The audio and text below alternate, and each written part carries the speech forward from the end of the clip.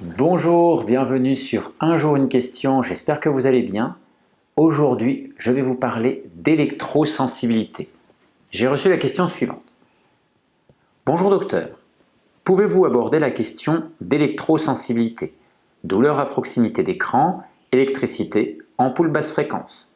Je considère que ce sont des symptômes. Mais dans ce cas, qu'y a-t-il derrière? Je vous remercie pour vos lumières et si vous avez des pistes, j'en peux plus.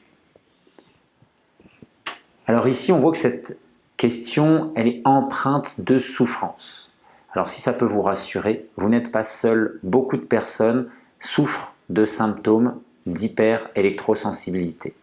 Alors en France, on n'en parle pas beaucoup, mais il y a d'autres pays où on en parle plus. Mais toujours est-il que c'est un mécanisme, on va dire, normal, un mécanisme de défense de la part du corps. Alors qu'est-ce qu'il y a derrière tout ça? Tout d'abord, notre corps fonctionne avec de l'électricité. Et ce fonctionnement, il est sous l'influence du champ électromagnétique terrestre. Et normalement, nous devrions être sous l'influence majeure des champs électromagnétiques naturels. Mais depuis un certain temps, avec l'électricité, les ampoules, la lumière dans les habitations, les appareils électroménagers, les téléphones sans fil dans les habitations, les GSM, le Wi-Fi, nous avons tout un tas de champs électromagnétiques qui sont créés, un véritable brouillard électromagnétique qui va affecter notre fonctionnement cellulaire. Et cela va avoir des répercussions plus ou moins fortes selon les personnes. Et il faut savoir que cela peut être amplifié par la présence de métaux dans le corps. Plus nous avons de métaux dans le corps, plus nous risquons d'avoir un effet amplificateur. Ça, c'est une première chose. La deuxième chose, c'est que nous ne sommes plus suffisamment en contact avec la Terre. La Terre est un élément important. Tous les animaux sont plus ou moins en contact avec la Terre. La Terre est un élément important parce qu'elle permet de décharger le surplus d'électricité. Quand il y a un orage, par exemple, il y a des décharges électriques. Dans un circuit électrique, s'il y a trop de tension, ça va partir à la Terre. S'il y a des surtensions dans un circuit électrique, nous allons avoir des symptômes sur ce circuit électrique. Des signaux qui montrent qu'il y a des excès.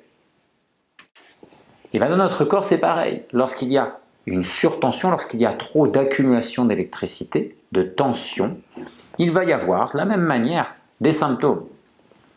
Des brûlures, des douleurs, des fourmillements, des sensations d'électricité qui parcourent les membres ou le corps, principalement quand on est à proximité d'appareils électriques, de téléphones portables, de Wi-Fi, ce genre de choses. Ce mécanisme d'électrosensibilité est un mécanisme de défense. C'est un peu comme une allergie, une intolérance. Votre corps est trop sensible, il émet des symptômes qui sont désagréables pour que vous vous soustrayez à cette exposition et donc de retrouver un environnement plus favorable. Alors aujourd'hui c'est compliqué parce que le brouillard électromagnétique est partout, ou presque. Donc il va falloir essayer d'agir en soulageant votre corps. Alors on peut toujours jouer sur l'alimentation. L'alimentation, lorsqu'elle est plus facile à digérer, lorsqu'elle est plus légère, on va aider votre corps naturellement un petit peu. On va pouvoir éliminer toujours certains aliments, favoriser la digestion. Mais au-delà de ça, on va aller chercher des pistes intéressantes au niveau des antioxydants. Les antioxydants jouent un rôle très important pour atténuer ce feu intérieur. Ils vont aider à atténuer justement ce facteur oxydant qui est entretenu par ce caractère de sensibilité électrique. C'est-à-dire qu'il y a trop d'oxydation et donc on va se retrouver dans cette situation excessive. Donc les antioxydants vont calmer le feu. Ça peut être par l'alimentation, avec les fruits rouges, noirs, les petites baies. Ça peut être des herbes aromatiques. On peut aller vers des jus de légumes, pourquoi pas. On peut également aller vers des épices, mais avec plus de modération, parce que les épices, tout le monde ne les tolère pas. Plus le corps est fatigué, plus le corps est limite, plus les épices seront difficiles à tolérer. Ensuite, on peut aller vers de la supplémentation, des complexes antioxydants, et ça peut aussi être simplement de la vitamine C. La vitamine C à forte dose peut donner de très bons résultats. Ensuite, si on veut aller plus loin, on peut essayer de favoriser la détox. Alors la détox, on peut essayer d'aider le corps à éliminer les toxines et éliminer ces fameux métaux qui peuvent avoir un effet amplificateur. La détox, on peut alléger l'alimentation, des cures alimentaires plus ou moins restrictives, des cures de jus, monodiète variée par exemple, cures de fruits et légumes. Ça peut être du jeûne, si votre corps est en capacité de jeûner. Ça, il faut voir à l'avance si c'est possible. Et puis ensuite, ça peut être bien sûr d'alléger un peu l'alimentation et de favoriser le drainage, en tout cas le soutien hépatique pour gérer ces substances indésirables. Encore une fois, on peut retrouver des antioxydants comme le glutathion, le N-acétylcystéine. On peut retrouver la vitamine C, le zinc, le sélénium, la vitamine D. On peut aussi essayer d'attraper ces éléments pour favoriser leur élimination du corps, avec par exemple de la zéolite. La zéolite, c'est un produit qui peut être tout à fait intéressant dans ce contexte.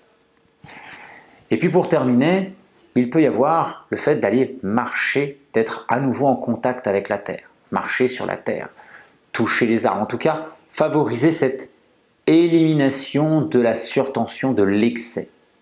Et cela peut aider à ce que ça se régule plus favorablement, petit à petit. Si cela vous intéresse, je pourrais vous mettre toujours 2 ou 3 noms de produits que je conseille aux personnes qui viennent me voir avec ce genre de problématique d'électrosensibilité. Mais l'idée, c'est de comprendre qu'il va falloir lutter contre une oxydation excessive du corps liée à ces perturbations du fonctionnement cellulaire.